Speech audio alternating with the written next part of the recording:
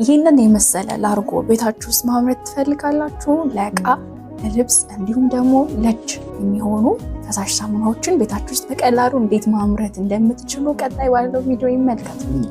በቅድሚያ የምናደርገው ቴግዛፖን ነው። ይሄ ቴግዛፖን የሚባለው ቅባታማ ነገሮችን በማስለቀቅ እንዲሁም አረፋ በመስጠት ይታወቃል። ቴግዛፖኑን አድርገን ከጨረስን በኋላ ደግሞ ሳናማስለው በቀጥታ ሰልፎኒኩን እንጨምራለን። በመቀጠል ደግሞ የምናደርገው ፎሚንግ ነው። ቴግዛፖኑን፣ ሰልፎኒኩን እና ፎሚንጉን በቀጥታ ከጨመርን በኋላ እናዋህዳቸዋለን ማለት ነው።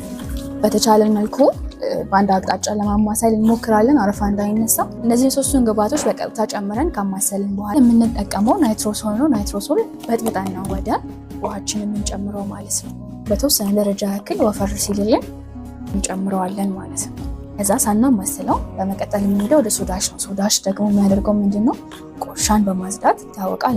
በውሃ በጥብጠን ወደ ዋናው የምንከተው ማለት ነው። በዚህ መልኩ በደንብ አድርገን ካዋሃድ ነው በኋላ ለብቻው አሁን የምናደርገው ማማሰል ነው ማለት ነው። እናማስለዋለን።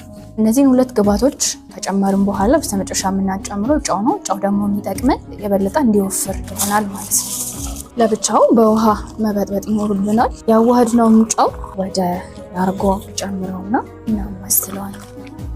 በተቻለን አቅም ላርጎውን እናማስለዋለን በደንብ አድርገን። ከዛ በኋላ ሽቶ እንጠቀማለን። በዚህ መልኩ እንጠቀማለን ማለት ነው። ከለር የተወሰነ በዚህ መልኩ ቆንጆ የሆነ ፈሳሽ ሳሙና በቀላሉ ቤታችን ውስጥ መስራት እንችላለን ማለት ነው።